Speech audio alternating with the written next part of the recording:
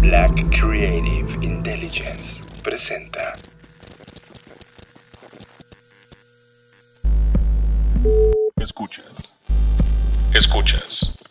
Escuchas un podcast de Dixo. Escuchas Creative Talks. El podcast donde hablamos de creatividad, futuro, innovación, medios, disrupción y emprendimiento. Con Fernanda Rocha y John Black. Por Dixo, la productora de podcast más importante de habla hispana. Por Dixo.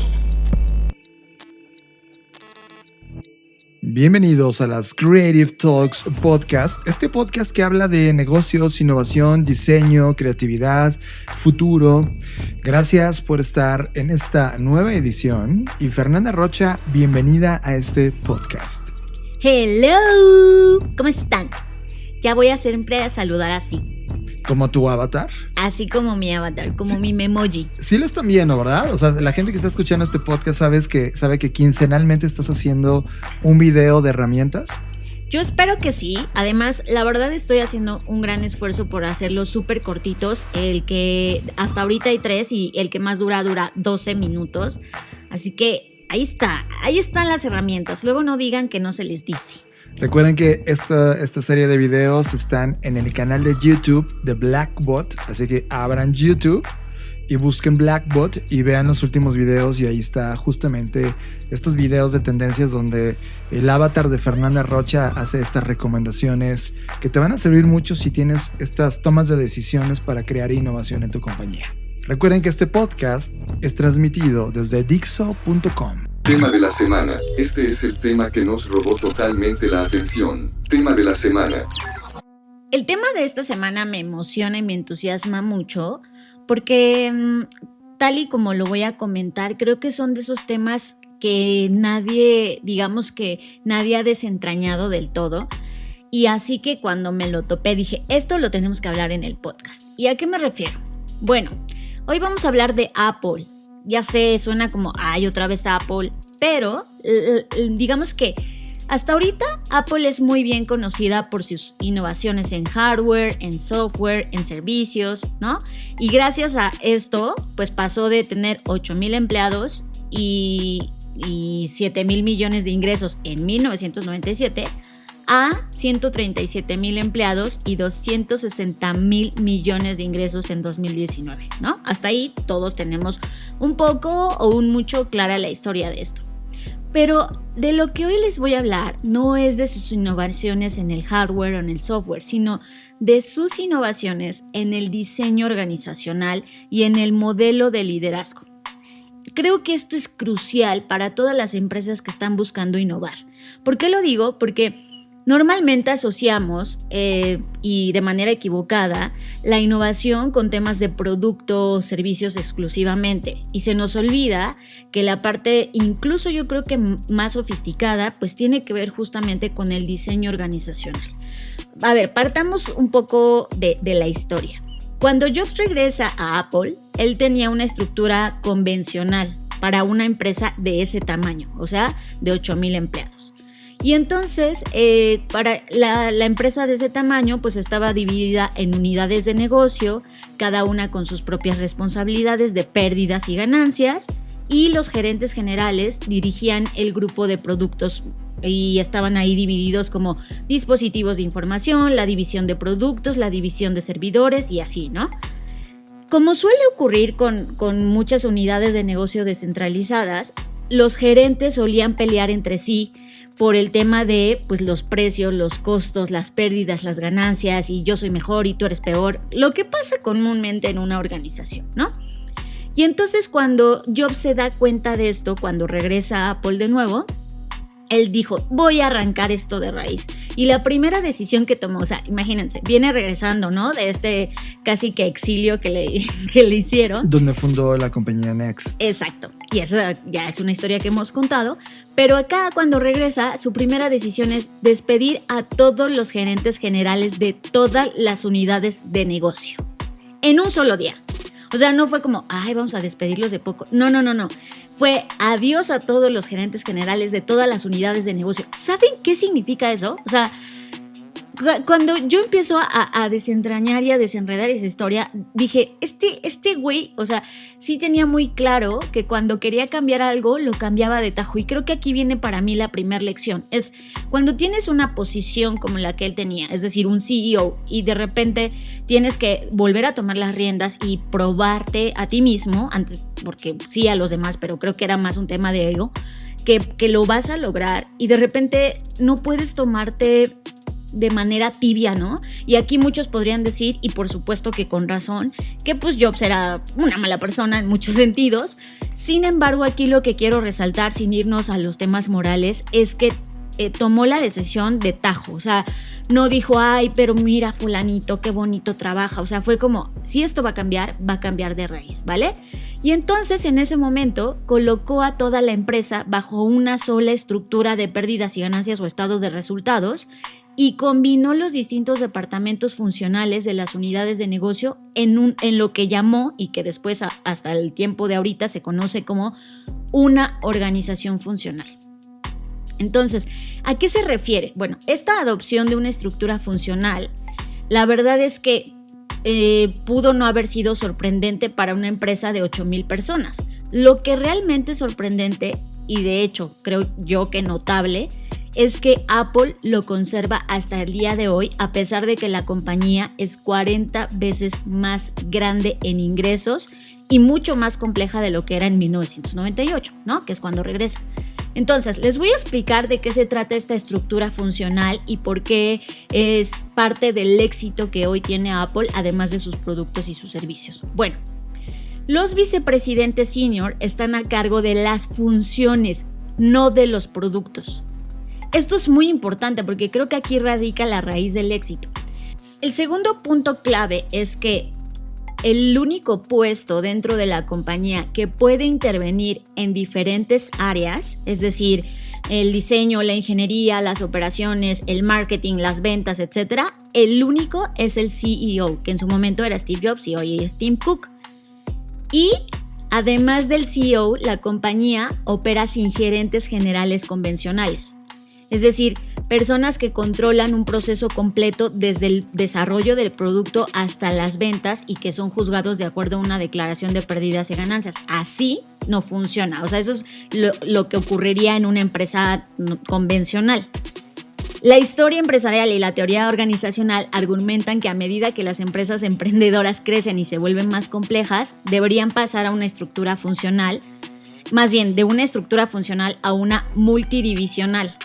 Pero esto no es lo que hizo Apple, por eso es tan sui generis, porque ellos lo que hicieron fue pensar en una persona que es especialista en algo. Por ejemplo, los ingenieros, pues no pueden estar en el proceso completo, es decir, como ser ingenieros y además hacerse cargo de la administración y además de las ventas. Eso es lo que Apple no quería, sino que más bien lo que ellos querían era desarrollar a especialistas y expertos que se enfocaran en lo que ellos eran expertos, es decir, si eran ingenieros, que se enfocaran en la ingeniería de los productos sin tener que estarse cuestionando quién y cómo lo iba a vender. Y eso es lo que hizo que los clientes pues estuvieran tan satisfechos, porque, y más adelante lo voy a mencionar, pero porque cada especialista tiene muy claro en qué se tiene que enfocar, a tal grado que tienen una obsesión por los detalles que casi es como que fuera de control, ¿no? Entonces, esto es un gran punto, porque fíjense, en una empresa cualquiera que ustedes pongan en la mesa, o sea, si ahorita hiciéramos un análisis, y de hecho, por ejemplo, Alfred Chandler lo ha hecho, que es un historiador de la Escuela de Negocios de Harvard. Él ha analizado justo que las empresas como DuPont, General Motors pasaron de una estructura funcional a una multidivisional a principios del siglo XX, es decir, con todo este tema de la revolución industrial. Y esto, de hecho, él analiza que quizás sea parte de su reducción de éxito en los últimos años, ¿no? Que no les permitió ser tan ágiles como hoy lo pueden ser compañías como Apple con la misma o más cantidad de empleados. Entonces, Apple nos demuestra que este enfoque convencional no es necesario, o sea, no es necesario prevalecer este tema de multidivisión, porque ellos sienten que el mundo está tan incierto, hay tanto cambio, sobre todo ellos que están en la industria tecnológica, y pues que más bien lo que ellos requieren es esta organización funcional que a medida que ha aumentado la importancia de temas como la inteligencia artificial y otras áreas nuevas, esa estructura les permite ser más ágiles. Y esto me recuerda un poco lo que platicábamos la semana pasada o hace 2 episodios sobre la empresa de uno. ¿Se acuerdan que decíamos que la empresa de uno no necesariamente es una empresa de uno, sino un mindset? Y esto es lo que ha tenido Apple, este mindset de ser una empresa ágil y quitarse de encima toda la paja burocrática de decir, para que aprobemos que el nuevo iPhone tenga las puntas redondas, ¿sabes qué? Tiene que firmarte fulanito y sutanito y perenganito. O sea, no, sería imposible poder avanzar e innovar. Entonces, cada persona responsable de área se hace cargo de la toma de decisiones con sus consecuencias. Entonces, aquí la pregunta sería, ¿por qué una organización funcional es más exitosa? Bueno, el objetivo principal de Apple, estamos de acuerdo que es crear productos que enriquecen la vida diaria de las personas, o al menos eso está escrito ahí en sus manifiestos y sus códigos sagrados de Apple, ¿no? Entonces, esto implica, por supuesto, no solo desarrollar categorías de productos completamente nuevas, como el iPhone, el Apple Watch, sino también innovar continuamente dentro de esas categorías, es decir, no solo puedes ser el líder, sino te tienes que mantener en el estatus de líder, ¿no? Compites contra ti mismo, además de que compites con toda una industria. Y voy a poner aquí un ejemplo que, sin meterme en que si Apple tiene más tecnología o Samsung, lo que sea, voy a poner solo un ejemplo para que podamos ir bajando todos estos conceptos. Imaginemos el tema de la cámara del iPhone, ¿vale? La cámara del iPhone ha representado una de las cosas más valiosas dentro del producto, que en este caso estamos hablando de un iPhone. Desde Steve Jobs para acá, como pareciera como una época de antes de Cristo y después de Cristo, bueno, así. Desde Steve Jobs para acá, lo que ha pasado es que él, por ejemplo, dedicó solo 6 segundos a su cámara en el evento principal anual, ¿no? En el 2007. 6 segundos. Hoy en el 2019... este tema de la cámara representó todo un bloque, ¿no? De hecho, hasta el 2020, en el último que vimos, la cámara representó todo un bloque, no fueron 6 segundos. Y eso nos habla de lo representativo y importante que hoy es la cámara, ¿no? Desde que Steve Jobs lo presenta pasando por el Flash True Tone en 2013 y luego el modo retrato y luego la iluminación vertical y luego hasta lo que conocemos al día de hoy, han pasado una sinfín de mejoras únicamente en este dispositivo y en esta tecnología, ¿no? En un ejemplo, para crear estas innovaciones, Apple se basa en una estructura que se centra en la experiencia funcional. Es decir, su creencia fundamental es que aquellos con más conocimientos y experiencia en un dominio son los que deben tener los derechos de decisión para ese dominio. Esto se basa en 2 puntos de vista. Primero, Apple compite en mercados donde las tasas de cambio tecnológico y de disrupción son altísimas, por lo que necesita confiar, y aquí resalto así en rojo, en el juicio y en la intuición de las personas con un conocimiento profundo de las tecnologías responsables de la disrupción. Fíjense aquí cómo no dice en los conocimientos de administración, no, dice en el juicio y en la intuición, que son 2 habilidades que digamos que en otras empresas se demeritan. En otras empresas tener intuición y decirle a tu jefe, oye, es que yo tengo esta intuición, este instinto del expertise que tengo, me dice que esto no va a salir bien por X cosa. ¿Qué te dicen? A ver, no, a mí enséñame números, aquí nada de intuición. Y de hecho en otros momentos que hemos hablado, el mismo modelo de Natalie Nixon de creatividad, una de las I's en este modelo de las 3 I's es intuición, y eso me llamó también la atención, ¿no?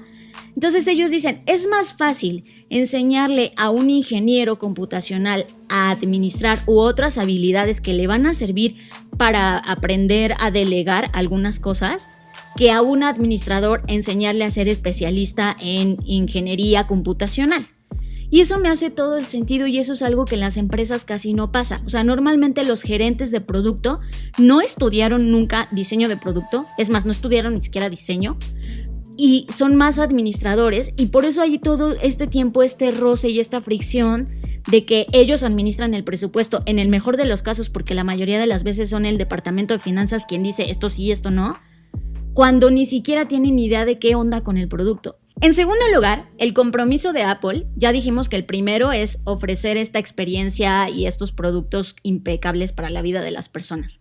El segundo compromiso es ofrecer los mejores productos posibles y que eso evidentemente tenga un buen desempeño en costos y ganancias a corto y a largo y a mediano, bueno, corto, mediano y largo plazo, ¿no? O sea, es decir, sí, su primer principio es las personas y lo que diseñan para ellas, y su segundo principio pues tiene que ver en todo este tema de la inversión, ¿no? Que por supuesto pues ellos al tener un consejo ahí sentado pues les exigen este tipo de métricas.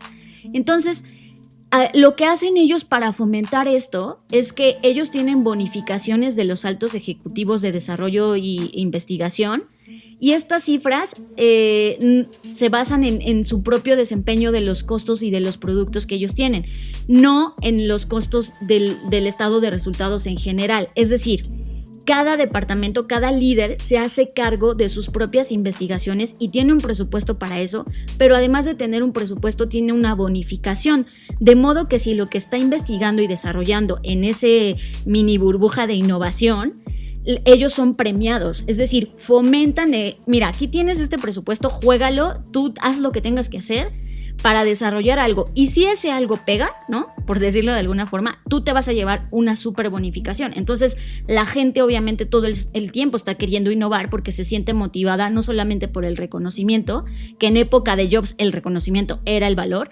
sino también pues sí, en la parte económica, ¿no? Y eso me parece también un otro aprendizaje, porque en las empresas no se te premia para nada por innovar, ¿no? Al contrario, se te castiga, se te reclama, te dice que ya te pongas a trabajar, y aquí, pues por supuesto, ellos viven de la innovación y la promueven. Un ejemplo claro de esto, y voy a poner de nueva cuenta el iPhone, porque creo que es un producto pues, que todo el mundo al menos ha conocido, visto, oído hablar. Bueno, en el 2016... y que creo que este es un gran ejemplo de esto que estoy hablando, es que el iPhone 7, que ese es el modelo que estaba vigente en 2016, tenía un lente con modo retrato, y el encargado de haber desarrollado esto era un ejecutivo que se llama Paul Hubel. Y entonces él tenía pues esta gran apuesta de que esta cámara iba a ser lo suficientemente grande como para justificar el costo significativo de cara a los clientes. Es decir, que los clientes iban a estar dispuestos a pagar este iPhone 7 Plus por esta pues, funcionalidad, ¿no? Y entonces este ejecutivo estaba, como se dice, hay una expresión gringa que es sobre los esquís, es decir, estaba como en esta parte de riesgo, y él estaba así como que casi tronándose los dedos porque decía, si los usuarios no están dispuestos a pagar un costo más por esta cámara, pues la verdad es que mi equipo va a tener menos credibilidad la próxima vez que propongamos una actualización o una cosa, ¿no? Porque recuerden, aquí el punto clave es que cada departamento se hace cargo de sus pérdidas y de sus ganancias. Entonces, lo que pasó es que esta cámara resultó ser una característica definitoria para el iPhone 7 Plus. Por lo tanto, que su éxito mejoró aún más la reputación de Hubel y de su equipo. Entonces, vean cómo hay este tipo como de competitividad dentro de Apple, donde pues Paul, en este caso, como líder, apostó todo para ese proyecto, cargando la responsabilidad en sus hombros de que si esto no hacía que el iPhone tuviera el éxito que tuvo, pues igual no lo iban a correr, pero sí iba a tener que él cargar con la responsabilidad o como con este estigma de si no funcionó y quizás para la siguiente no me hagan tanto caso, ¿no? Entonces siempre hay como esta parte de competitividad que mucha gente que ha trabajado dice que es obsesiva y que es así como que casi ya se van a morir del estrés. Esa es otra historia, pero estamos hablando como de la estructura organizacional, ¿no? Sí, sabes, Fer, esto que me estás contando cambia mucho de la postura que yo tenía sobre Cooks, y en todo lo que yo tenía en este análisis de cómo Apple se convirtió en el Apple que es hoy, ¿no? Yo sí veía a Tim Cook como un tipo que está absolutamente metido en tema administrativo, y varios errores que yo como usuario veía como, lo resolvieron bien, pues ahora se han diluido en el tiempo. Básicamente lo que digo es, hoy Apple no es la compañía tecnológica que mayor innovación propone en el consumo de tecnología. Lo fue con Jobs, pero hoy es la compañía que más dinero está generando en el ramo. Entonces, lo que puedo entender, por ejemplo, algo que me molestó muchísimo es el mouse. Por ejemplo, este detalle de que tu mouse, mientras estás en uso, no puedes cargarlo, eran justamente las cosas que en términos del producto jamás hubiera permitido Steve Jobs tener este gran error. Sí, por eso aclaré desde el principio que no me iba a clavar en el tema de...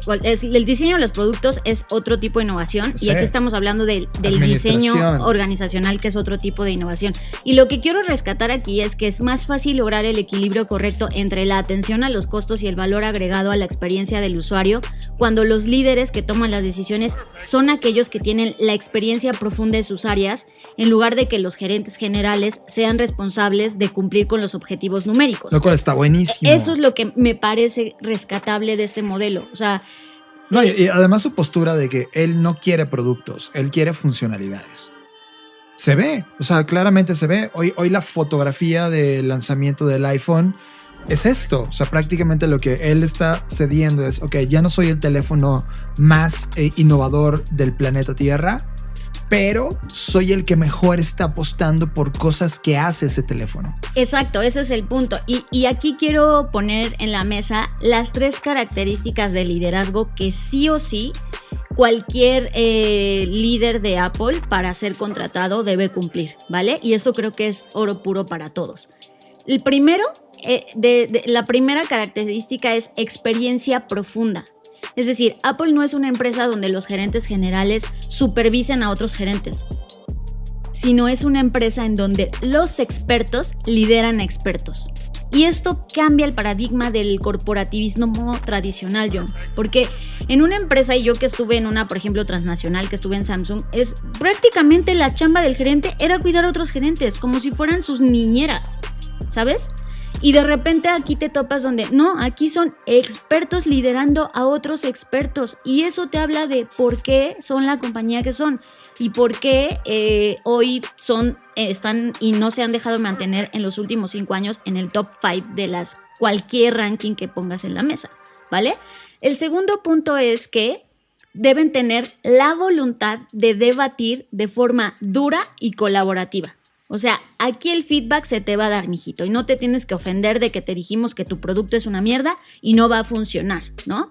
Que claro, hay formas de decir las cosas, pero sí, mucha gente ha dicho que estando dentro de Apple el feedback es duro, es como nadie te va a aplaudir algo que esté mal, nadie te va a aplaudir algo que esté mediocre, porque todos están luchando para ser el mejor en lo que son. Y eso me parece agresivo, porque lo es, pero también me parece una cualidad que deberíamos todos de ser más sensibles. O sea, a mí me tocaba dar feedback en mis equipos de trabajo y no sabes, o sea, tenía como que tratarlos con pincitas porque ya estaban así súper ofendidos.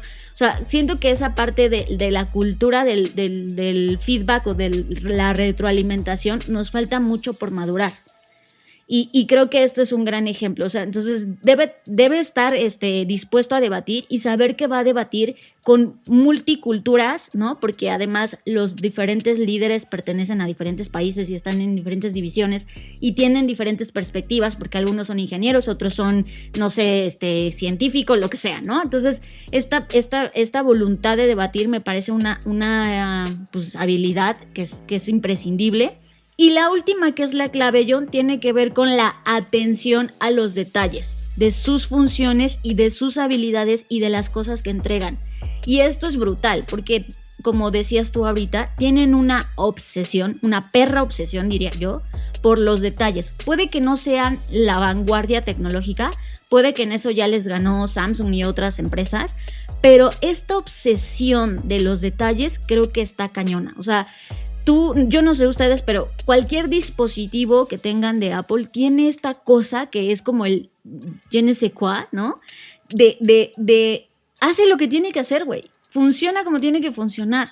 Y posiblemente hoy tengamos estas ideas, como dices tú, John, pinche mouse, ¿no? Tendría que estarse cargando y funcionando, no pararse. Sí, o los accesorios que me estás obligando a comprar. Ajá, pero eso pertenece como un tema de la estrategia de... Lo sé, ¿no? Lo cual en términos administrativos dices, ay, sí, genio, pero entonces están inventando dos Apples distintas, lo cual está bueno. Mira, yo veo 2 Apples distintos, Fer. Hay el Apple de Steve Jobs y el Apple de Tim Cook.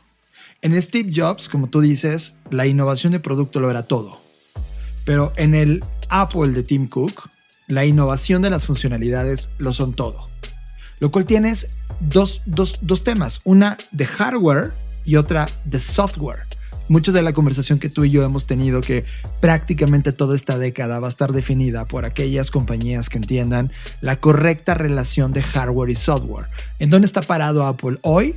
Tiene un gran hardware, ya no es el mejor, pero está apostando por tener el mejor software y, ojo, el mejor ecosistema entre ambos, que la parte que une el hardware y el software ahora es the services, the subscription services, que es justamente la apuesta que está haciendo Apple el día de hoy. El que en un solo lugar tengas todos los servicios y pagues por él. Lo sé, pero de nuevo te me estás desviando porque te vas al tema de los productos. Yo estoy hablando de cómo piensan las personas que están ahí, porque es algo que pocas, y a todas las personas que analizan les pasa lo que a ti, John, como que siempre van y se terminan enfocando en los productos, y en este caso a mí me gusta como que exhiban, porque es algo que se ha mantenido como en secreto, ni siquiera en la biografía que hizo Isaac de Steve Jobs estaban estas cosas, o sea, y todo el mundo estaba de, güey, ¿cómo lidera la gente al interior de Apple? ¿Cómo es su estructura? Y creo que algo, y ya nada más para cerrar, y ya si quieres al final nos hablas de todo el tema de la suscripción y esto, que tiene que ver más con el modelo de negocio, no con el modelo organizacional. Me gustaría poner en la mesa una cosa. Hace tiempo yo encontré un reporte, un estudio que se hizo durante varios meses sobre cuánto tiempo las personas, o más bien no las personas, los CEOs dedicaban su agenda, o sea, su agenda cómo estaba dividida, ¿no?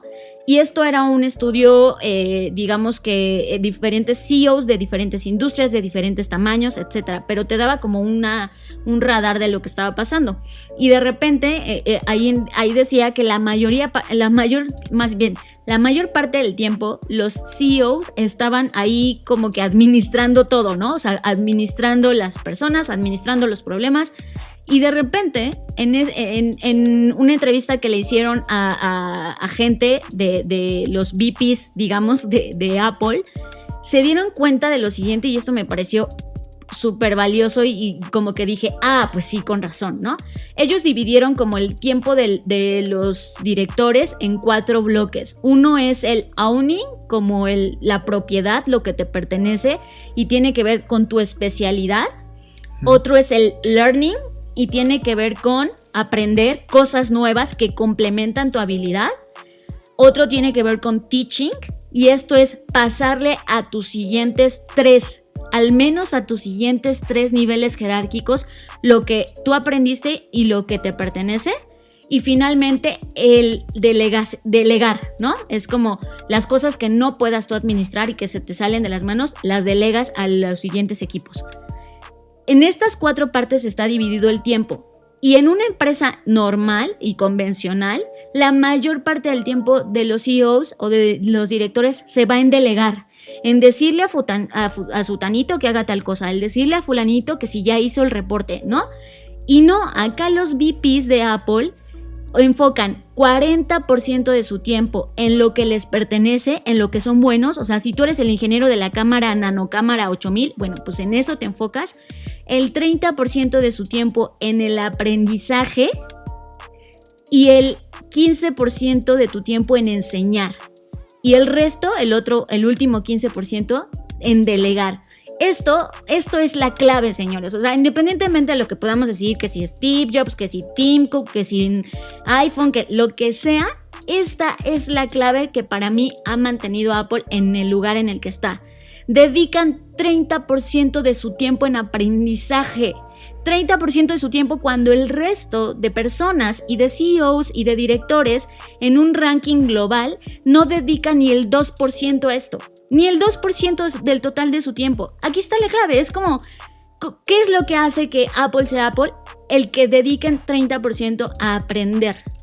No, y además, como dices, a transmitir ese conocimiento al interior, al menos a 3 niveles. Eso también está cañón. O sea, es una nueva métrica. O sea, una cosa es, yo tomo la responsabilidad de aprender, pero cuando llegas a tu equipo de trabajo no hay manera de explicarles, excepto les enseñes para que eso pueda activarse, ese conocimiento en algo funcional. Para hacerlo tienes que permear a 3 estructuras al interior. Y por eso ellos dicen que Apple se convierte no en gerentes liderando gerentes, sino expertos liderando a otros expertos. Ese es el punto, porque a su vez esos expertos que están en los siguientes niveles tienen la misma responsabilidad de aprender, de dedicarse a lo suyo y de enseñarle a los siguientes 3 niveles, de modo que en una escala jerárquica hasta el que está en el nivel junior más junior más junior le llega esta información. Ahí está. Ese es el punto que yo quería llegar al final contigo. No es un tema de productos o servicios, sino de la cultura de la compañía. Y creo que, Fer, todo lo que has dicho y nos has dejado ver al interior de la administración de Apple termina en una sola frase: experiencia. Y esta conversación en la semana pasada la tuvimos con una de las compañías más importantes del planeta llamada Zendesk, donde Zendesk es un software que permite que tú tengas como compañía una experiencia de atención a los consumidores brutal, buenísima. Pero la pregunta que les hacíamos es: ¿y cómo es la experiencia al interior de ustedes? Es decir, ustedes como compañía, ¿cómo se sienten al estar en Zendesk? Más allá de la arrogancia de que son líderes en su segmento, ¿qué está pasando con la experiencia? Y luego, ¿cómo esta experiencia le ayudan a sus clientes a llevarla al interior? Porque si todo está tan centralizado en el consumidor, que yo le diría, es que esto ya no es de consumer, es de human. Ahora, ¿cómo ese mismo human administra la compañía al interior? Y Apple creo que tiene una apuesta interesante. Si hoy tuviéramos veo con claridad lo que están haciendo. Es como, le vamos a dar peso al servicio, ya lo logramos, y ahora dentro del servicio ya tengo una cultura de servicio al interior y al exterior, es decir, al exterior de cara a mis consumidores, al interior de cara al talento humano que tengo, para poder convertirme y seguirme quedando dentro de las 5 compañías más importantes del planeta, no importando si tengo el mejor producto allá afuera. Eso es la clave. Exactamente, John, lo acabas de decir muy bien. Y aquí yo resalto que algo que yo decía de no basta con tener marcas increíbles, productos increíbles, experiencia al cliente increíble. Tiene que ver con lo que en algunos, digamos que documentos, en algunas cosas lo llaman EX, que es Employment Experience, que es parte de un gran ecosistema de Human Experience. Y justo es lo que ellos han trabajado muy bien. O sea, no solamente venden innovación, son innovación al interior, y eso es lo que les permite sortear estos momentos turbulentos y les va a permitir sortear los que vengan. Porque mientras haya esta cultura, como dices tú, no importa qué más da si no tienen el mejor teléfono. Lo viven al interior, y creo que eso es algo que todas las empresas necesitan entender. Radar. Hemos activado el radar de tendencias de la Black Creative Intelligence y te traemos la tendencia que más nos llamó la atención. Radar. Una de las tendencias que hemos colectado, dado que ahora mismo estamos haciendo todo este análisis que ya verán después de las tendencias 2021, es que una de las experiencias, justamente como mencionas, Fer, es lo que estamos viviendo los seres humanos en términos globales, ahora que estamos trabajando desde nuestros hogares, los que tienen oportunidad de hacerlo, que es un porcentaje altísimo del planeta.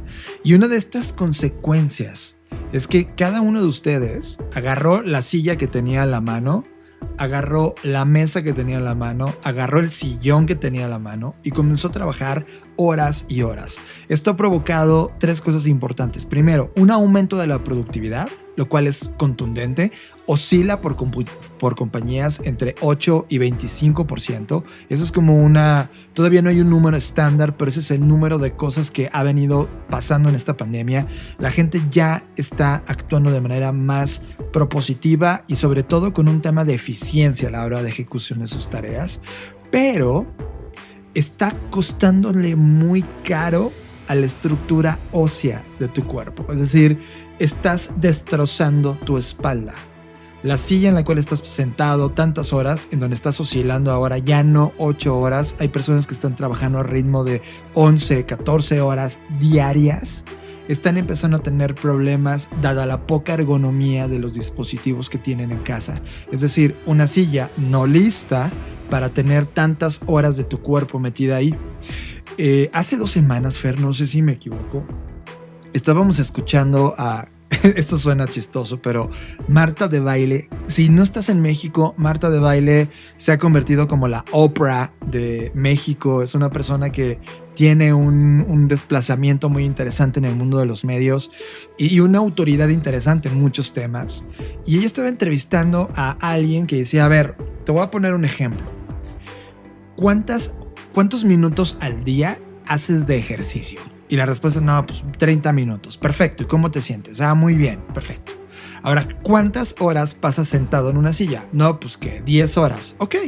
Imagínate el impacto de hacer 10 horas ejercicios en tu vida. No, estaría increíble, estaría súper. Ok, eso es el tiempo que le estás haciendo daño a tu cuerpo, a tener una silla que tenga una pésima postura y una pésima ergonomía. ¿Te das cuenta lo importante que es tenerlo? Entonces, Fernanda Rocha comenzó una discusión interesante con Diego, que tiene un proyecto importante en una estación de radio en México. Su programa se llama QWERTY, en el cual platicamos. Y estábamos hablando sobre las Herman Miller, ¿cierto? Herman Miller, que es una compañía de diseño de bastante buena calidad. E inclusive Diego compró su silla y nosotros estábamos justamente en la discusión de dar este salto también junto con él para comprarlo. Pero Fer tuvo una visualización clarísima, que es, a ver, espérame, John, en este mundo de la ergonomía ya no es el diseño de sillas o de mesas para oficina. Es quien más horas pasa frente a una pantalla son la gente de tecnología y la gente de los videojuegos. Así que acto seguido, Fernanda comenzó a buscar toda una serie de opciones de sillas gamers que estaban hechas para pasar más de 12 horas diarias de alto performance. Y tiene un sentido brutal. En lugar de comprar una Herman Miller, empezamos a voltear a ver a todo tipo de compañías que tenían estos asientos de gamer y terminamos comprando 2 sillas gamer, Fer. A ver, aquí también quiero hacer una pausa. Yo admiro muchísimo el trabajo de Don Chadwick. O sea, los diseñadores industriales, por favor, no me odien. Pero estamos de acuerdo que cuando se diseñaron, o sea, casi todo el diseño de Herman Miller es diseño que fue de los 50, 60, 70, ¿no? Y en ese momento éramos otras personas. Es decir, nuestra complexión, nuestra alimentación, nuestras horas en las sillas era totalmente distinta a la de 2020, ¿vale? Entonces, a partir de esta idea, o sea, yo admiro mucho a Herman Miller y me encantan las sillas, pero le decía a John, necesitamos esto es como unos tenis, ¿no? Yo veía como los Herman Miller, unos tenis muy bonitos, italianamente diseñados, pero que no me iban a aguantar la carrera que yo me quería echar a correr, ¿no? Entonces justo era como esta analogía de yo necesito una silla porque paso mucho tiempo ahí y de verdad, o sea, yo ya estaba que no aguantaba la espalda. Entonces, cuando me pongo a investigar y digo, a ver, ¿quiénes son los que más pasan tiempo aquí sentados? Pues me di cuenta que obviamente los gamers, y me di cuenta de todas estas nuevas sillas que estaban pensadas. Ojo, muchas de ellas, y eso también me di cuenta, solo tienen la etiqueta de gamer como para venderse más. Pero sí, por otro lado, hay compañías, incluso encontré una mexicana, que están enfocándose en no solo a llamarse gamer por la moda, sino realmente brindarle a la espalda el soporte que necesita, a tu cabeza, la postura, etc. Entonces fue cuando dije, pues creo que estos chavos saben mucho más del humano actual, a eso me refiero, ¿no? O sea, como no se trata de demeritar el trabajo de Herman Miller, ni mucho menos, sino también ponernos en el punto de ya no somos esos humanos, hoy estamos comiendo mal, ¿no? O sea, hay que ser realistas. Entonces, ese fue el punto. Y la verdad es que nos llevamos una grata sorpresa. Yo no sé qué opinas tú a 2 semanas de la decisión. Que esta es una de las decisiones más importantes que he hecho jamás en un mueble que uso, ¿no? Y que tienes una relación casi simbiótica con él porque estás en interacción constante. Creo que es el dispositivo no tecnológico de mayor interacción entre mi cuerpo y lo que hago profesionalmente. Entonces, tenía sentido. No sé cómo antes no habíamos conectado ese punto, lo cual lo colocamos como un punto de tendencia interesante porque en el 2021, así como nosotros nos dimos cuenta, tuvimos esta realización de, güey, qué lógico es conectar esos 2 puntos. Vamos a ver un salto importante el año que viene en compra de estas sillas ergonómicas realizadas para alto performance que solamente el equipo de gamers estaba desarrollando. A tal grado que nos enteramos de una silla que están haciéndose entre Herman Miller. No, ya se hizo. Lo sé, junto con Logitech. que se lanzó de hecho hace unos meses y que es un proyecto que desarrolla en conjunto estas dos marcas, lo cual abre una nueva tendencia. 2021 se va a tratar de muchas colaboraciones de este tipo. Mira, Herman Miller son, ya saben, un equipo de diseñadores impresionantes. Por el otro lado, Logitech es una compañía de tecnología que está metida en la industria de los videojuegos como muy pocas compañías y tienen... yo la verdad cada vez que compro un dispositivo alterno primero volteo a ver si es de Logitech o no hay de Logitech o si Logitech lo está haciendo, porque llevo décadas viendo el desarrollo tecnológico que tienen y la explosión que tienen sobre el tema de gaming. Ok, con eso en la mente, lo que hizo el equipo de Herman Miller fue analizar toda la información que tenía Logitech en colaboración con ellos, trabajar con una serie de médicos y especialistas en los deportes electrónicos, los eSports, que estaban haciendo distintos análisis y tienen métricas sobre el performance, junto con médicos y doctores en biomecánica, visión, fisioterapia, ergonomía, para poder desarrollar juntos la primera silla que se llama Logitech G, para crear este proyecto de silla inspirada en un Embody, que es uno de los proyectos de silla que ya tenía Herman Miller, pero ahora lo llevaron al siguiente nivel. Y de eso se va a tratar esta tendencia que estamos hablando. Vamos a ver cada vez una sofisticación muy compleja en este tipo de ergonomía de dispositivos que ahora están diseñados no solamente por una industria del gaming, sino ahora también siendo adquiridos por la industria del performance frente a una pantalla. O sea, tú y yo que estamos escuchando esto. No, y sabes, aquí, John, también creo que esto representa un área de oportunidad para otros mercados u otros nichos. ¿A qué me refiero? Yo he visto, al menos en mi timeline, en Facebook, personas que dicen, aquí con mis hijos haciendo la tarea, ¿no? Y me dan ganas, de hecho, algunas veces lo he hecho, perdónenme por eso, pero me da mucha ansiedad, de decirles, oigan, cómprenle una buena silla a sus hijos, porque imagínate, si a nosotros como adultos nos hace daño, ¿no? Nos lastiman la espalda no solo para en este momento, sino para cuando envejezcamos. Imagínate a los niños que todavía su sistema óseo no está totalmente todavía no termina de madurar, por decirlo de alguna forma. Y estos niños que también están estudiando desde casa, pues están sentados, literal, yo no he visto ni uno solo que le hayan comprado una silla, y entiendo que eso también implica una inversión que los papás no tenían contemplado, pero que creo que es súper necesario, porque al rato va a salir más caro que el niño tenga problemas más graves, porque están sentados en la silla del comedor igual las horas, y creo que también visibiliza que incluso las escuelas no tenían el mobiliario adecuado. Totalmente, y son justamente de esas preguntas que no nos hacíamos y que ahora que estamos metidos en este mundo pandémico y donde estamos pasando tantas horas sentados, pues sí nos estamos planteando, y es una pregunta importante. De hecho, tiene que ver con la estructura ósea y la evolución que esto va a tener para los humanos que no han nacido. O sea, ¿nos podemos volver más jorobados dado este momento pandémico global que estamos viviendo? Probablemente, y ahí empezar a cuestionarnos la postura que tiene nuestro cuerpo ante eso y los dispositivos que hay. Solo para sorprender un poco, Fer, porque sí fue una gran conversación. Esta silla de colaboración de Logitech y Herman Miller tiene un precio de $1,495. $1,495. O sea, cuando lo ves en el papel, dices, no inventes, está carísima. Pero de eso va la conversación. Ahora mismo esta es la primera generación. No habíamos visto una silla en su tipo. Es la primera que seguramente vamos a estar viendo distintas evoluciones y otras compañías evolucionar y empezar a tener como este acercamiento en dónde están las industrias que tienen performance, y seguramente este tipo de precios los vamos a ver democratizarse en la línea del tiempo, pero es lo que cuesta hoy, y la silla es espectacular, es impresionante. En este caso yo no creo que se democratice, porque Herman Miller son los precios que tiene, pero creo que más bien lo que va a dar pie es que otras empresas que hacen solo sillas se enfoquen en este tema. Sí, de la ergonomía. A eso voy. Esa es la democratización también, permitir que otros logren resolver esto en otras dimensiones distintas de una forma más barata y asequible para todos. Sí, totalmente. Y tenemos a Tim Stracker, que es el Chief Marketing Officer de Herman Miller. También a Peter Kingsley, es el Chief Marketing Officer de Logitech. Y aparece también John Aldrich, que es el vicepresidente de productos nuevos de Herman Miller, platicando justamente sobre este trabajo de colaboración que han hecho juntos. Since 1905, Herman Miller has been creating designs that help people do great things, helping them feel more comfortable and perform at their best. We have a long history of collaboration with outside designers, scientists, and ergonomic specialists to create designs that improve people's well-being.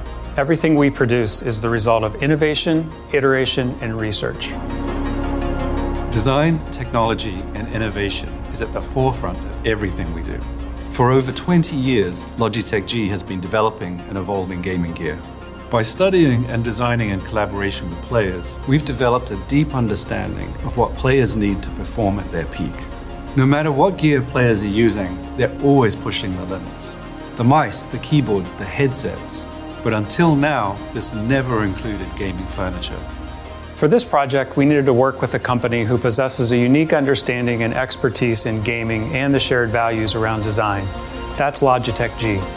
Together, we're developing high-quality solutions that provide players and esports athletes with the utmost support and comfort. After Logitech G introduced us to this idea of seating for players, they gave us the opportunity to visit several professional gaming teams and their practice facilities. The problems we saw with their gaming chairs weren't that different than problems we see every day with users in the office space. We know that players are sitting for long periods of time, such as during streams or competitive environments. We picked the original Embody chair as a starting point, primarily because it was developed for the most intense computer user. Embody, probably better than any of our chairs, offers full postural support, but Embody does it a little uniquely. It actually changes its shape through our back fit adjustment. Rather than just pushing more or less on your lumbar, you actually change the shape of the back. That way the fit of the chair is optimized to you as an individual. Herman Miller has a rich history of designing solutions to support people where they live and work, and the Embody chair is the perfect example. We've been able to combine our years of experience in ergonomic design with Logitech G's deep understanding of what players and pros need to perform at their peak. We took all the elements of the chair that made it great and improved on it to meet the specific needs of players. The Embody gaming chair continues our commitment to help players at all levels play at their best. We recognize the need to bring both ergonomic excellence and high-performance solutions to gaming furniture. This is just the first step. We're really proud of what we've achieved with Herman Miller, and even more excited to continue our mission to bring innovation and ergonomic solutions to gaming.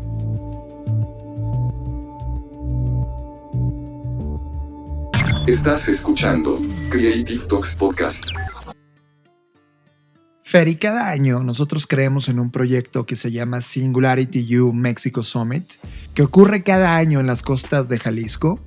Y hace un año, no sé si recuerdas, tuvimos aquí a Vivian Lan Agami, que nos platicaba justamente de este proyecto, y me da mucho gusto que no se cancele, y esto va a ocurrir del 23 al 27 de noviembre de 2020.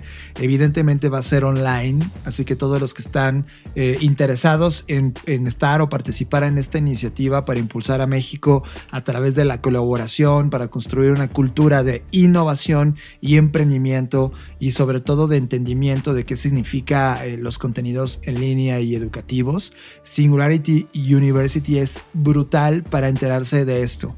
Hemos entrevistado a Vivian para esta edición, así que los dejamos con las sorpresas que tiene para nosotros. Y también, si ustedes quieren adquirir un ticket para estar dentro de Singularity U Mexico Summit, pueden comprarlo con un descuento especial. Si ponen a la hora de que compran el ticket Creative Talks, van a obtener un descuento para poder asistir a Singularity U Mexico Summit. Qué gusto poder estar aquí con ustedes una vez más y estar hablando de todos estos temas.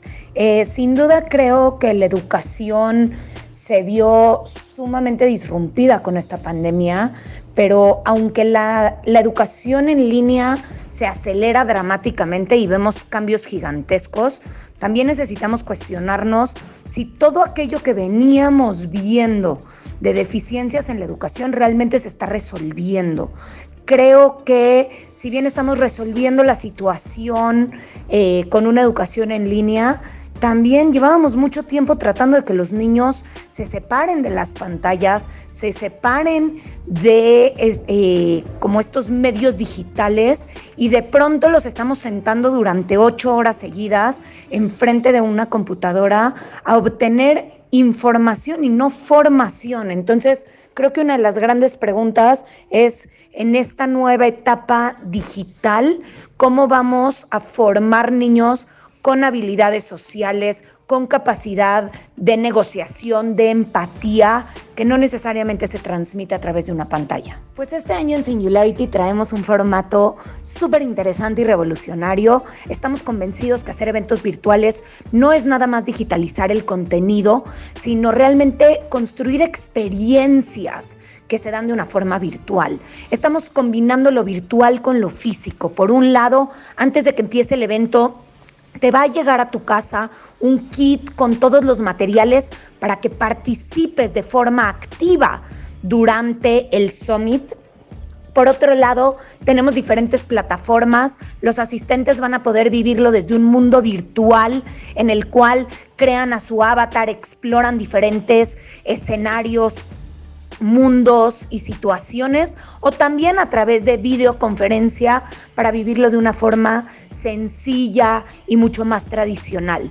Dentro del evento tenemos conferencias, traemos como siempre a los mayores pensadores, a las mentes más brillantes del mundo, a platicarnos un poquito, y va desde temas, justamente lo que hablábamos de la educación, de cómo lidiar con el estrés, temas de liderazgo, temas de felicidad, hasta por supuesto las principales tecnologías, hacia dónde va el futuro de las distintas industrias, temas de digitalización, comportamiento digital y ciberseguridad y muchísimo más. Esto se complementa con talleres súper interactivos. Entonces tenemos desde un taller de Lego en donde vas a recibir tus piezas de Lego y en tu casa vas a estar interactuando durante el taller.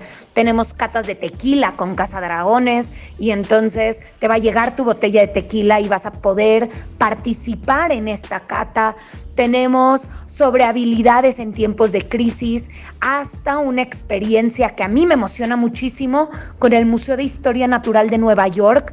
Nos van a dar un viaje virtual de la Tierra a la Luna, explorar los cráteres de la Luna y de ahí volar a Marte para entender el territorio de este planeta y realmente comprender lo que es la exploración espacial, desde sus retos, sus oportunidades, las tecnologías que se utilizan y, ¿por qué no?, este tipo de actividades incluso pueden hacerse con toda la familia, buscando un poquito de convivencia en esta época de aislamiento, mientras hay un crecimiento personal, pero también institucional para las empresas. Honestamente no veo una tendencia clara en la educación. Si fuera la presidenta de una de estas universidades, como mencionas, creo que mi apuesta sería por la experimentación. No podemos irnos por el camino fácil. No podemos nada más pensar que damos las mismas clases que dábamos antes, pero a través de una pantalla, sino empezar a experimentar cómo podemos trabajar con los niños o con los jóvenes para que generen un desarrollo personal y profesional basado mucho más en la experiencia que en la información.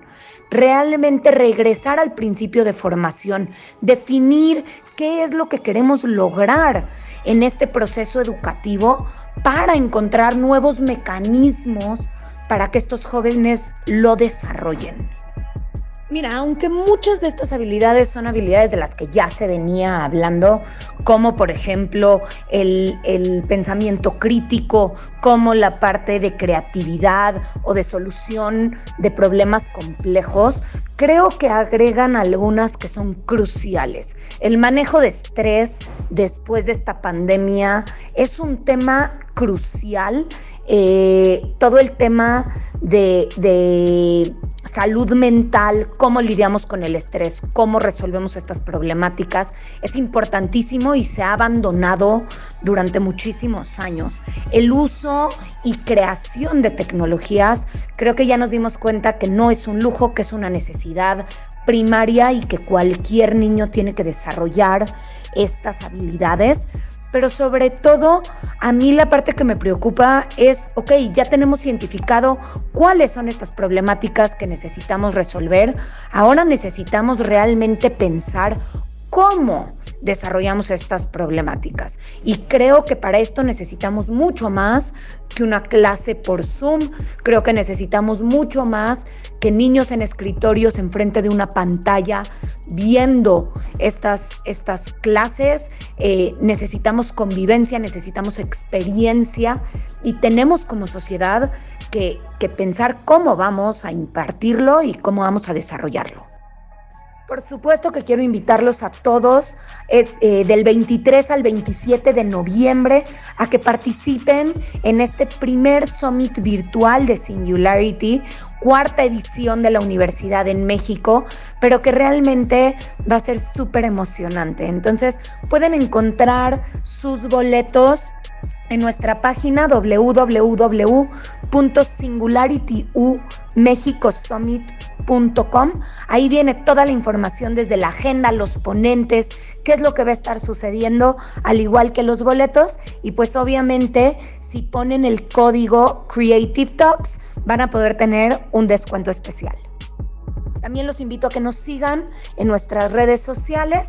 Las redes sociales del evento son Singularity U México Summit en Facebook, Singularity U MX en Instagram y en Twitter. Y también pueden seguirme a mi personal, que es Vivian Lanagami, en todas las redes. Estás conectado a Creative Talks Podcast. Ok, esta semana tuvimos la oportunidad de participar en un evento que se llama Illustramdi 2020, que organiza la Asociación de Ilustradores de México. Y la verdad es que fue una charla súper a gusto y nuestra charla, si bien se enfocaba en cuál es el chip del freelance actualmente, lo retomo porque creo que tiene todo que ver con lo que les voy a platicar a continuación. En la charla platicábamos justamente de las habilidades o herramientas o plataformas que debería tener y conocer hoy en día un freelance, sobre todo pensando en este mundo tan competitivo pero al mismo tiempo tan conectado, ¿no? Y una de las cosas que hablábamos y que se tocó en la charla era todo este tema de la economía gig. Gig, no bien visto como geek de nerdo, sino más bien como GIG, que al final del día ya la traducción oficial es como la economía de concierto, ¿no?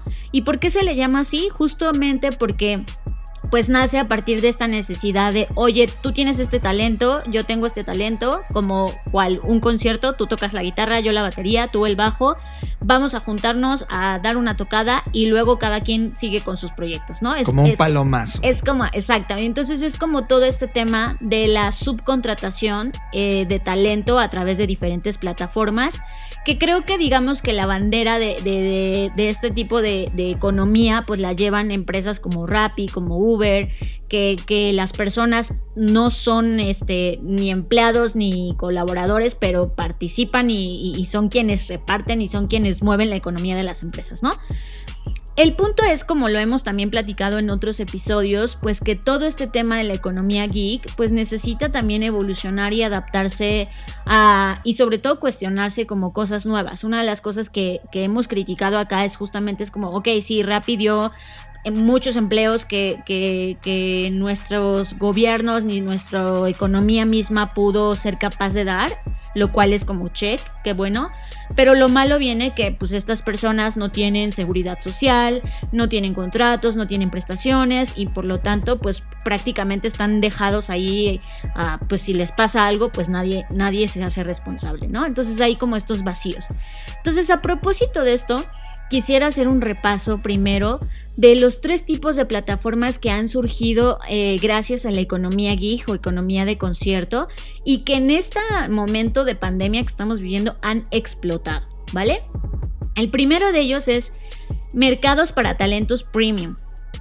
Y si bien estas plataformas, como les decía, comenzaron con este tema, bueno, no comenzaron, pero se popularizaron con el tema de Uber y todas estas, también ya existen plataformas, entre ellas está una que se llama, por ejemplo, TopTal, y otra que se llama Catalant, y son plataformas que te permiten buscar expertos en nichos de súper alto nivel, desde científicos de Big Data hasta gerentes de proyectos estratégicos e incluso CEOs y CFOs y CMOs, ¿no?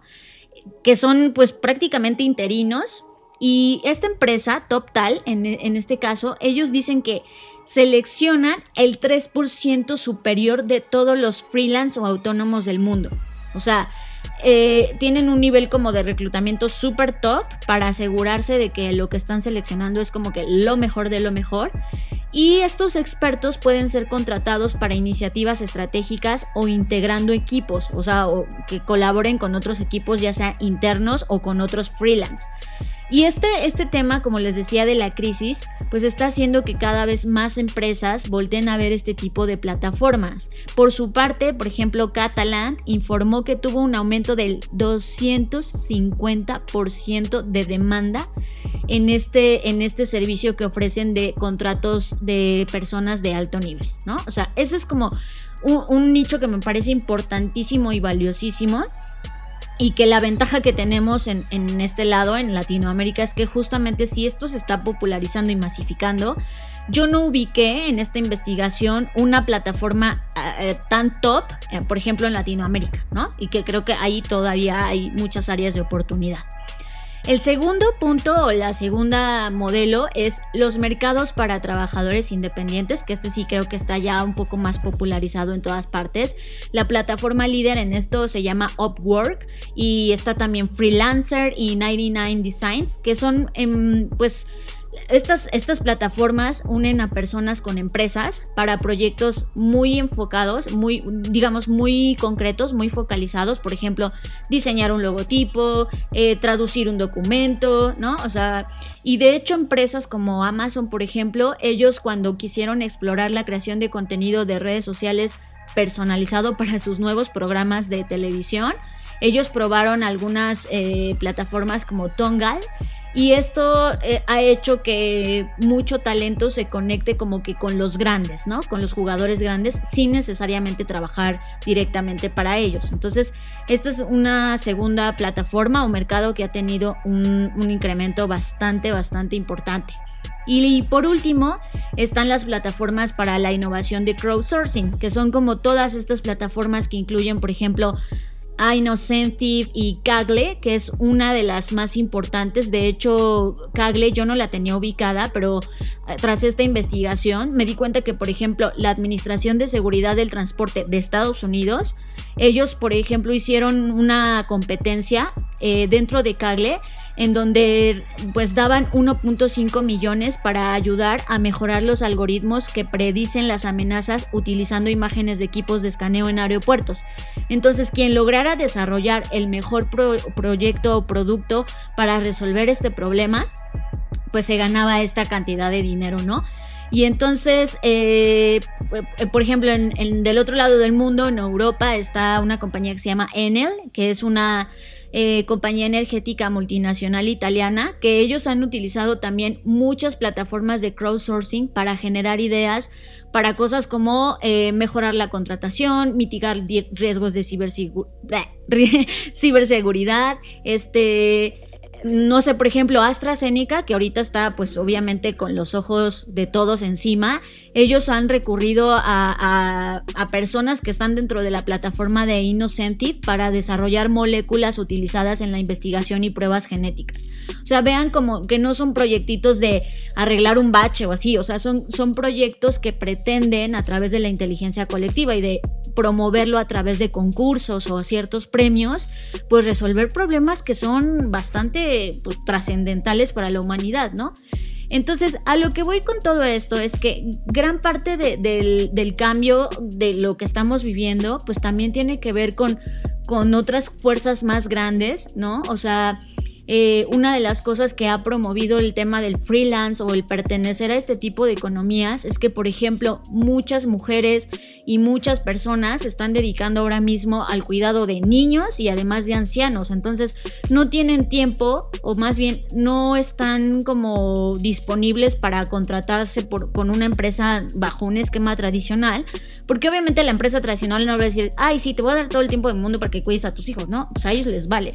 Entonces ha habido también este tema con este tipo de familias monoparentales, etcétera, que ellos necesitan otras oportunidades de empleo porque las que hoy existen no cumplen con lo que ellos están desempeñando o con su estilo de vida, etcétera.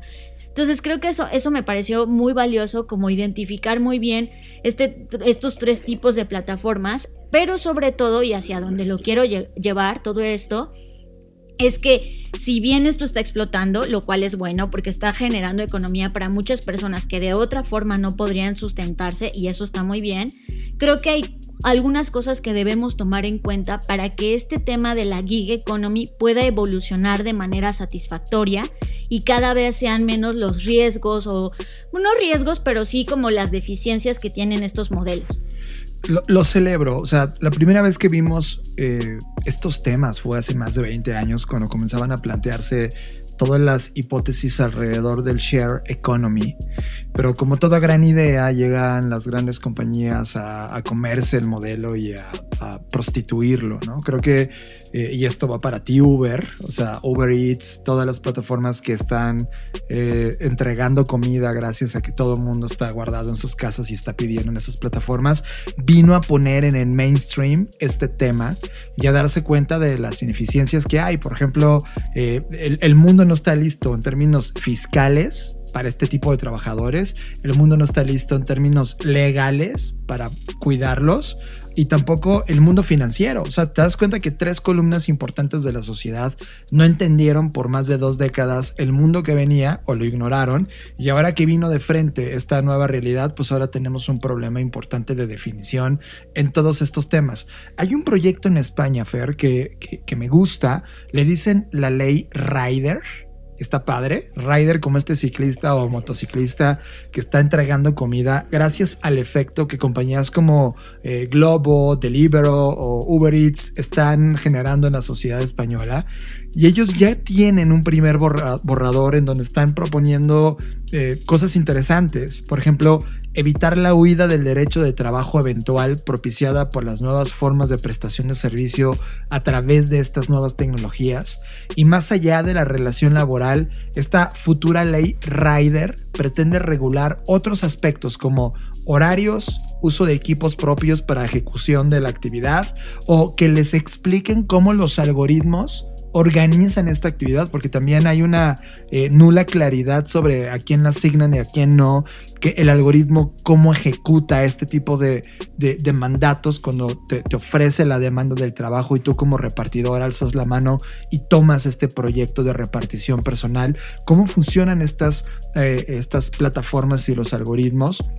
Y finalmente, buscan tener un registro de todas las plataformas digitales, no solamente como estas de entrega de comida, sino que en realidad necesitan entender qué está pasando con estas plataformas para poder entonces entender por industria y poder darle una protección legal y una protección de ley que pueda a estos seres humanos tomarlos como un elemento activo, pero cuidándolos en lo legal, lo fiscal y lo financiero.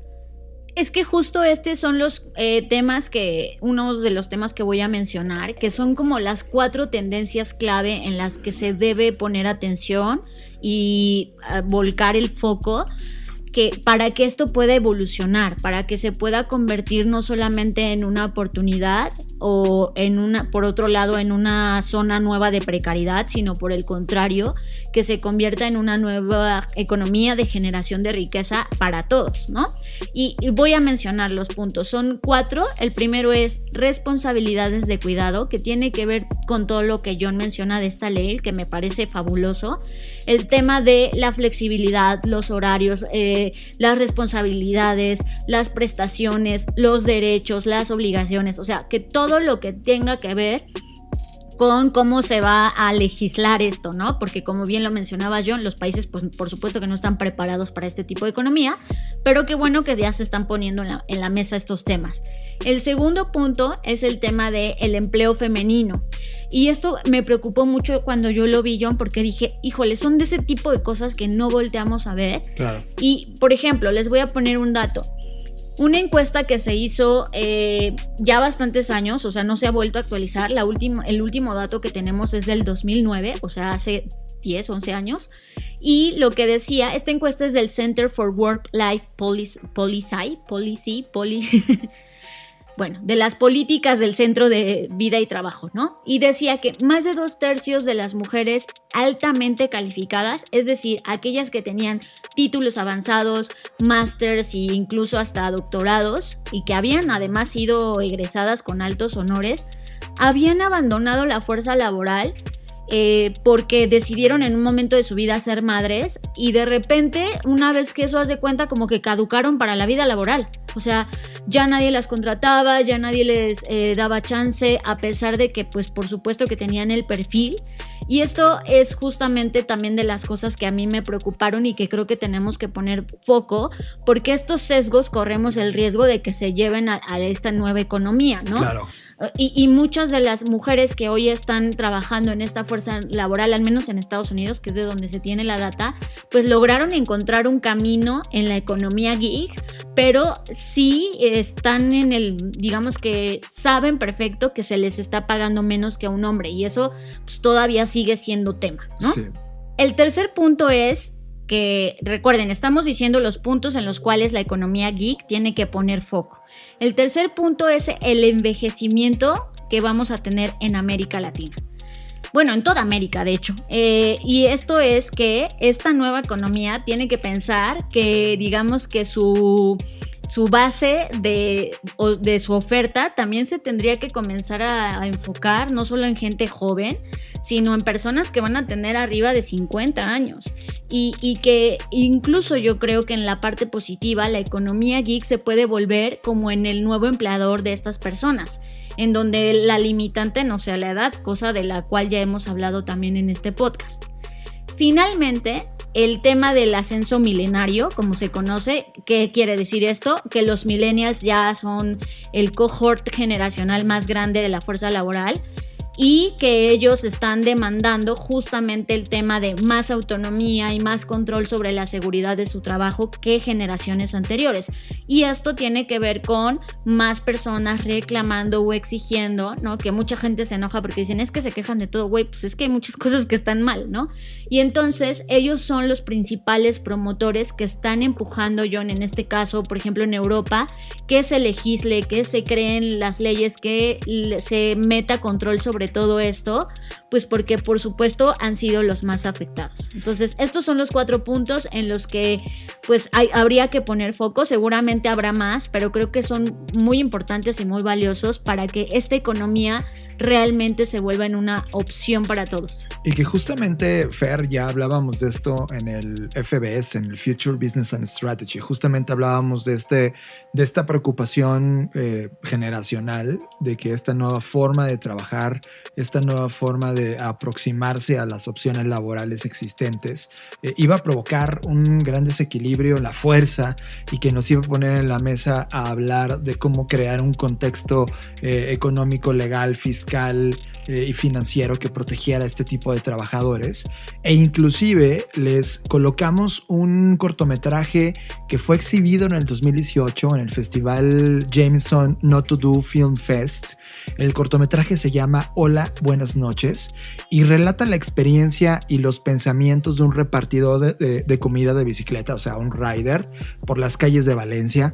El corto fue dirigido y escrito por Pau Rodilla e interpretado por el actor Carlos Vera, y narra esta experiencia de pensamientos de este rider y en bicicleta que podría trabajar tanto para Globo, Uber Eats o Deliveroo en las calles de España, y que de alguna manera nos dejó entender cuál es el pensamiento detrás de las personas que viven y padecen esto todos los días.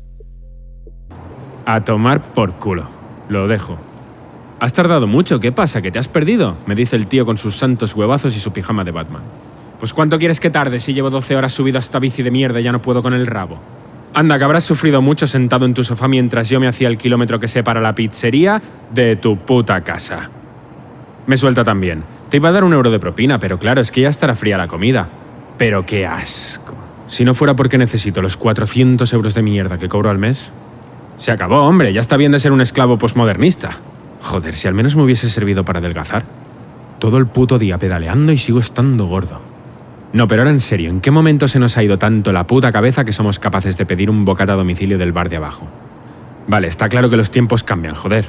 Pero ¿de verdad es una mejora tener un ejército de esbirros deambulando por la ciudad satisfaciendo los impulsivos deseos de esta sociedad enferma? Pero si ya hay repartidores que te hacen cualquier recao que no quieras hacer tú mismo. Mira, no sé qué será lo siguiente. Que nos limpien el culo a domicilio, pedir un cubata por Amazon, vete tú a saber. Hola, buenas noches. Hasta luego, buenas noches. Es un normal. A ver, ¿por dónde iba? Ah, sí. Te matas a trabajar todo el día. ¿Qué tiene de malo recuperar algo del tiempo que te han robado trabajando? Coño, al fin y al cabo te lo has ganado, ¿no? Es la medalla de consolación de la clase media. Porque el nuevo lujo del mileurista es que otro trabajador que cobra un menos que tú haga el trabajo que no te apetece hacer. Tiempo es dinero. Que no sé quién coño lo dijo, pero el cabrón tenía toda la razón. Y así funciona todo. Nosotros vendemos nuestro tiempo a cambio de dinero. Dinero con el cual pagamos a otros para que hagan las cosas que no nos da tiempo a hacer porque estamos trabajando tratando de ganar más dinero. Que no digo que volvamos a las cuevas, pero creo que deberíamos recapacitar un poquito, joder. Lo queremos todo y lo queremos ya. En una semana nos tragamos 3 temporadas completas de la próxima serie que olvidaremos en un par de días. Consumo rápido para nuestras noches de tedio y nachos con guacamole. Joder, primero nos robaron el tiempo y ahora han creado con él una industria del falso tiempo libre que creemos recuperar cada vez que hacemos la compra por Amazon, nos limpia la casa un robot con nombre de género musical cubano o pedimos cualquier mierda con una aplicación de reparto. Lo han hecho tan bien que hemos llegado a creer que somos nosotros los que tenemos el control. ¿Es tan reconfortante mandar? Y sí, somos esclavos de día, pero señores feudales de noche. Tripulantes, estos son los mensajes de voz que hemos recolectado en esta línea de tiempo. Tripulantes. Fernanda Rocha, tenemos un tripulante nuevamente en este podcast. De los tripulantes, recuerden, son estas voces de especialistas y de expertos en distintas áreas que van a estar circulando una vez al mes en este podcast. Por fin se nos hizo recibir a Víctor Ruiz, que ha venido hablando temas de ciberseguridad y que además ha estado muy pendiente del desarrollo tecnológico y la seguridad, no solamente de los sistemas, sino también de todo lo que rodea la actividad humana. Así que le damos la bienvenida a Víctor Ruiz con su sección. Hola, ¿qué tal? Mi nombre es Víctor Ruiz y soy fundador de Silicon, una startup de ciberseguridad. Para nosotros es una prioridad proteger la vida digital de las personas y de las organizaciones. Y antes que nada quiero agradecer mucho a Fer y a John por esta oportunidad de poder participar como un tripulante más en Creative Talks. Es todo un honor para mí estar en este genial podcast lleno de innovación y creatividad. Bueno, y hablando del tema de ciberseguridad, ¿qué pasaría si te dijera que en el transcurso de los próximos años todos seremos hackeados? Sí, como lo escuchas, todos seremos hackeados. ¿Por qué digo esto? Cierra los ojos un momento. Cuenta del 5 al 1, despacio. 5, 4, 3, 2, 1. Abre los ojos. Has viajado al futuro y ahora estás en el 2035. La promesa de los autos voladores todavía no se cumple. Han habido demasiados accidentes aéreos. Pero los autos eléctricos sí están tomando las calles. Ahora son el 78.5% de la base instalada de autos a nivel global. Los primeros viajes turísticos a Marte se están agendando. Incluso hay boletos de preventa en la nueva plataforma de Airbnb, Ticketmars. Facebook está terminando sus gestiones para convertirse en un nuevo partido político estadounidense con millones y millones de militantes. BeyondBot es la primera inteligencia artificial que ha sido nombrada presidenta. Claro, en Noruega. Desde hace 5 años, el idioma chino es una asignatura obligatoria en las carreras de negocios en todo el mundo. El COVID-19 no se ha ido por completo, nos acecha detrás de cada estornudo, de cada fiebre, de cada ojo lloroso. Y es un hecho, el uso del cubrebocas sí ha ayudado a mitigar los efectos del virus. Las dos Coreas están en pláticas para unirse y crear un nuevo gigante asiático. Leonardo DiCaprio ha ganado su segundo Oscar a la edad de 61 años. Lionel Messi lleva 3 años exitosos como director técnico del Club Barcelona.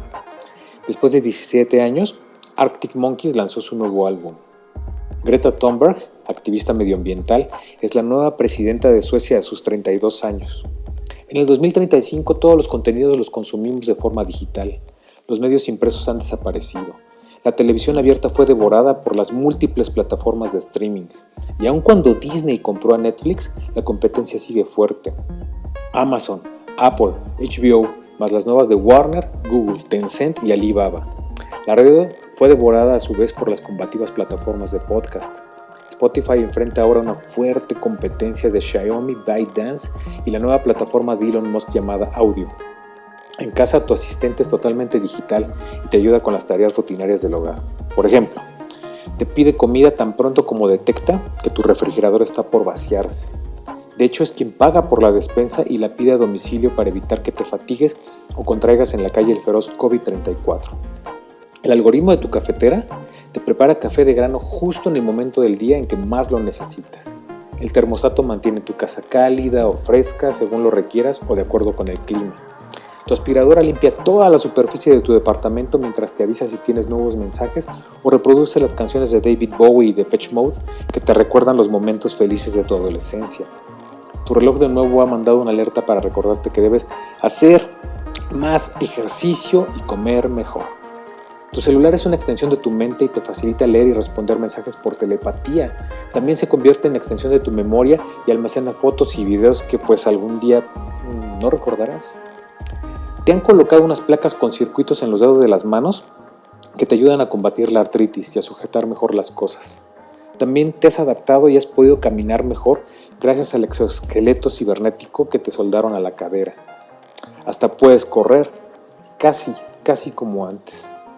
Los ojos biónicos que tienes te han ayudado a leer mejor e incluso a no tropezar con las piedras que parecían sombras. Son parte de los reflejos artificiales que complementan los sensores que tienes ahora en los oídos. Lo que más agradeces tener es el marcapasos digital que no falla y te brinda la oportunidad de una vida plena. En el 2035 todo ha sido automatizado, es difícil que existan fallas, pero un día sientes asfixia. Las alertas de tus dispositivos han saltado y no paran de emitir sonidos agudos. Los aparatos de la casa mandan mensajes desesperados a tu médico y a la central de drones ambulancias buscando auxilio. Pero la asfixia sigue. No puedes respirar. Te duele todo el cuerpo y sientes que te estalla la cabeza. De pronto, aparece un mensaje en tu reloj inteligente. Hola, has sido hackeado. Ransomware le llaman. Si depositas ahora 10,000 bitcoins en esta cuenta, te dejaremos vivir. Hemos tomado el control de tu marcapasos. Tu aspecto en las cámaras de seguridad de la casa no es nada alentador. En tu celular, mientras tanto, se abre la aplicación de tu banco. Solo espera la instrucción de tu voz para hacer la transferencia en bitcoins que te piden. La cabeza te estalla. La presión y el dolor son insoportables. De pronto, cierras los ojos. 5, 4, 3, 2, 1. Los abres. Has regresado al presente y ahora estás en el 2020. ¿Qué tal? En 2021 se prevé que existan en todo el mundo 28,000 millones de dispositivos conectados, de los que 16,000 millones serán parte del Internet de las Cosas. A medida que el Internet de las Cosas crece, también lo harán los problemas sociales, legales y éticos. Estos incluyen la vigilancia, la privacidad, el sesgo algorítmico y la protección de datos personales. Más dispositivos conectados significan más vectores de ataque disponibles para el cibercrimen, especialmente ahora cuando tus aparatos comienzan a transformarse en extensiones tuyas. Los dispositivos de Internet de las Cosas presentan vulnerabilidades de seguridad ya conocidas desde hace años, como debilidades de autenticación, autorización y cifrado, vulnerabilidades en la administración de los dispositivos, carencia de actualizaciones o fallas en la integración de la nube con las aplicaciones móviles y las aplicaciones web. Entonces, ¿qué debemos hacer como usuarios? ¿Qué podemos hacer hoy en día? Pues bien, hay algunas recomendaciones que me gustaría darte. 1. Mantener nuestras contraseñas seguras en todos nuestros dispositivos, aplicaciones y servicios. Otra, tener una atención especial en los mensajes que recibimos por correo y SMS. Nunca abrir aquellos sospechosos o los que vienen de fuentes desconocidas. Revisar periódicamente los permisos de terceros en redes sociales, servicios, aparatos y aplicaciones. Revisar los términos y condiciones de cada aplicación y servicio. Yo sé, Da flojera, pero es fundamental para evitar estar en riesgo. Evaluar si todo lo que publicamos en redes sociales debe ser publicado y si no estamos exponiendo datos de más. No descargar documentos ni archivos sospechosos. Son la principal entrada del ransomware a nuestros sistemas. Y en cuestión de tecnología, es fácil. Si sabes poco, aprende. Si sabes mucho, enseña. Evitemos que los adultos mayores y los niños sigan siendo víctimas de la ciberdelincuencia. Si mantenemos buenas prácticas de seguridad digital y nos mantenemos atentos, es probable que permanezcamos protegidos por más tiempo. De lo contrario, pues no habrá nada que proteger en el futuro. Y sí, todos seremos hackeados. Manténganse alertas, cuídense y cuiden a los demás. La ciberseguridad es una responsabilidad de todos. Muchas gracias por tu atención. Nos vemos en el futuro. Estás conectado a Creative Talks Podcast. Fernanda Rocha, estoy un poco preocupado, pero no. ¿De qué? Mira, pasa esto. Estaba viendo en la semana algunas de las estadísticas que Spotify en su versión española, es decir, ya Spotify, sé a qué vas, ya sé a qué vas. Ya sabes, que dice que prácticamente el 80% de todos los que escuchan podcasts solamente escuchan un podcast de 20 minutos. Y nuestro podcast ha roto las reglas del tiempo todo el tiempo. Es como de, no me importa, no le llego, no quiero hablar de uñas y de temas masivos. Estos son las Creative Talks. Y dada la duración de este Creative Talk, te estás dando cuenta que cada vez está durando más de una hora. Estamos regresando nuevamente a dar dosis y profundidad de contenidos y no superficialidad, porque nosotros no vamos por audiencias o masas grandes, sino por las personas correctas, Fer. Pues mira, creo que más bien este reporte se refería a que el promedio, o sea, no es como que solo escuchen podcast de 20 minutos, era que en promedio, sin importar la duración de los podcasts, solo escuchan los primeros 20 minutos. No, que ellos querían podcast de 20 minutos y que solamente el 8% escuchaba podcast arriba de 40 minutos. Exacto. Entonces, mira, digo, al final del día es estadísticas, son datos que está bueno para alguien que quiere como que, no sé, distribuir su contenido y ganar miles y millones, ¿no?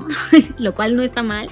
Pero creo que nuestra audiencia, yo confío en ellos y creo que ya están acostumbrados. O sea, empezamos con podcast de 2 horas y media. Yo creo que ahorita esto está light versus las primeras emisiones que tuvimos del podcast. Y si no, pues no sé, escúchenlo en partes. O sea, creo que ese es el menor de los problemas. Al contrario, yo espero que lo estén disfrutando. Y si no, pues no sé. No sé qué podamos hacer. ¿No? Déjenos saber. Pero yo sí lo estoy disfrutando muchísimo y pues espero que ustedes también. La verdad es que creo que el tiempo en muchas cosas es relativo, ¿no? Pero pasamos más tiempo perdiendo el tiempo haciendo otras cosas y créannos que cada minuto que invertimos acá tratamos de darles el máximo valor. Y como dice John, si no es así, háganoslo saber, pero yo espero que sí sea así. Pues ya está, Fer, se nos acabó esta edición de los Creative Talks. Gracias por escucharnos. Recuerden que está abierta ahora mismo las aplicaciones para el primer curso de la Black School, Fer. Estamos muy, muy emocionados. El curso es Creativity and Innovation Leadership. Toda la información está en nuestro sitio web o pueden contactarnos en nuestras redes sociales por donde ustedes quieran. Y muchas gracias a los que ya se inscribieron. Pueden encontrarme en @Jonathan Álvarez, tanto en Instagram como en Twitter. Y a mí me pueden encontrar como @Fernanda Roche en Instagram y en Twitter. Y a Blackbot lo encuentran como Blackbot Rocks en todas las plataformas. Y a Black School también ya lo van a empezar a encontrar en Instagram, en Facebook, en Twitter, en LinkedIn como Soy Black School. Gracias por estar en esta línea del tiempo. Y Fer, si no tienes nada más que decir, nos vemos en el futuro.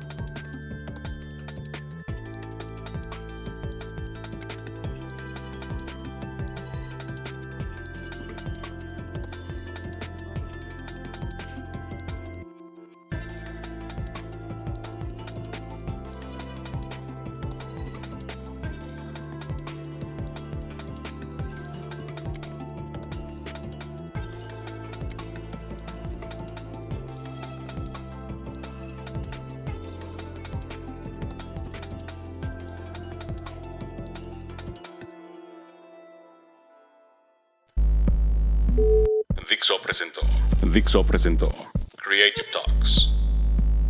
El podcast en donde hablamos de creatividad, innovación, medios, disrupción y emprendimiento. Con Fernanda Rocha y John Black. Por Dixo, la productora de podcast más importante de habla hispana. Nos escuchamos en el futuro.